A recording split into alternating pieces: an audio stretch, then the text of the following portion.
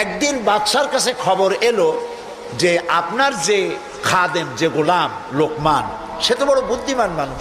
একদিন লোকমানকে তিনি ডাকলেন, ডেকে বললেন, লোকমান, তুমি এক কাজ করো, আমার যে ছাগলগুলি তুমি পালতেছো, একটি ছাগলকে জবাহ করে ওর ভিতর থেকে ছাগলের শরীরের সব থেকে উৎকৃষ্ট অংশটা আমার জন্য নিয়ে আসো। হাজরাতে লোকমান একটা ছাগল জবাহ করলেন এবং ছাগলের কলিজা এনে পিরিচে করে ওনার সামনে হাজির করে দিলেন। কয়েকদিন যাওয়ার পর বাদশাহ আবার বললেন, আজকে আর একটা ছাগল জবাহ করো এবং তার শরীরের নিকৃষ্ট অংশটা আমার সামনে নিয়ে আসো। লোকমান আর একটা ছাগল জবাহ করলো এবং ওই ছাগলের কলিজাটা পিরিচে করে এনে হাজির করে দিল।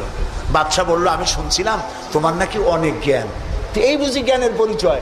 আমি যেদিন চাইলাম, প্রথম বললাম সব থেকে উৎকৃষ্ট জিনিস আনো, তুমি কলিজা নিয়ে আসলা। সব থেকে নিকৃষ্ট জিনিস চাইলাম, তখনও তুমি নিয়ে আসলা কলিজা। তোমার জ্ঞানের পরিচয় তো পাইলাম না। লোকমান বললেন, হযরত লোকমান হাকিম বললেন, জাহাপানা, আপনি আমার মধ্যে জ্ঞানের পরিচয় কি পেয়েছেন পান নাই সেটা বড় কথা না। বড় কথা হলো এই, শুধু মানুষ না, প্রত্যেক প্রাণীর মধ্যেই আল্লাহ তাআলা একটা জিনিস দিয়েছেন। সেই জিনিসটা যদি ভালো হয় তাহলে প্রাণীটা ভালো। অর্থাৎ মানুষের মধ্যে, প্রাণীর মধ্যে ভালো যদি কোনো জিনিস থাকে তার নাম দিল, তার নাম কলিজা। আর খারাপ যদি কোনো জিনিস থাকে তার নাম দিল, তার নাম কলিজা।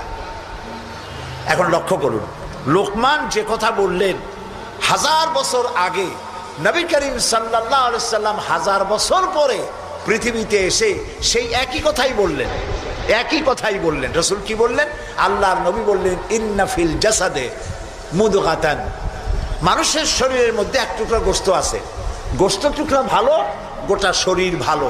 গোশত টুকরা খারাপ, গোটা শরীর খারাপ। আলা ওয়াহিয়াল কালব।